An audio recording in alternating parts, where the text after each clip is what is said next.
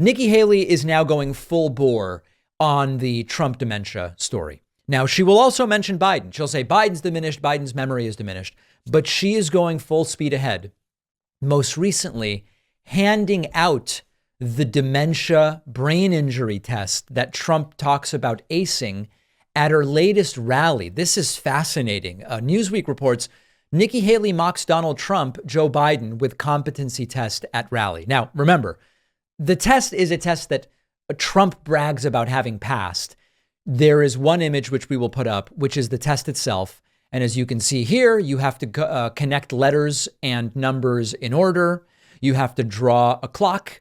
You have to name a snake, an elephant, and a zebra.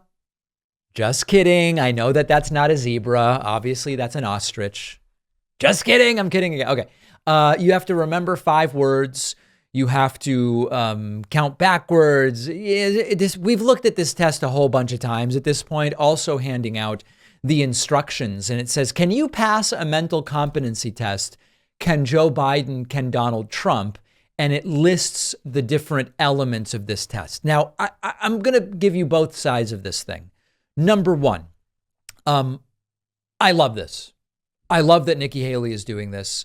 I think it's a great thing insofar as this is something that has been true about Trump for years, but all of these people have been ignoring it for a really long time. And I don't know why. Maybe they were just looking the other way when it wasn't convenient, or maybe they didn't believe it then and now they do, or maybe they don't believe it now and it's just something that they're saying. But we have seen the Trump cognitive decline story enter corporate media over the last month, and we've seen it enter the Republican primary thanks to Nikki Haley, very, very mildly.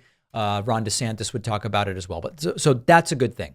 Secondly, I have said and met head on criticisms of Joe Biden when it comes to memory and cognitive decline and whatever.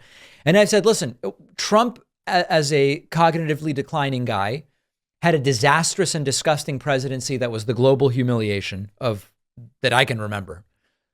Biden, on the other hand, if he is likewise suffering from cognitive decline and dementia, has happened to pull off a fantastic presidential term with an extraordinary economy and some of the greatest progressive achievements that we've seen from any president in my lifetime, for sure, if not much longer. So all else being equal, if we're saying both of these guys are cognitively declining, if I believe Nikki, both of these guys are in trouble, I vote Biden. In other words, it would only reinforce, hey, all right, cognitive decline on both. I'm not a Nikki Haley fan. I mean, she's not crazy, but I'm not a fan of her politics. It only reinforces that Biden is the right person to vote for. So I think it's going to be very interesting to see as we transition. Once Nikki Haley is out, every indication she'll lose, and soon.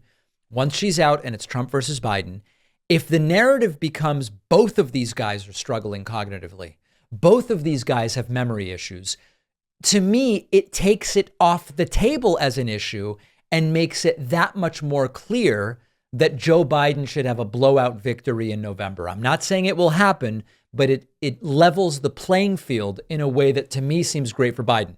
Cognitive decline on both sides, no felony charges against Biden, no civilly liable rape findings against Biden, a strong economy for Biden, not bungling all of the things Trump bungled. That's in the for Biden category. So that's my sense of this right now.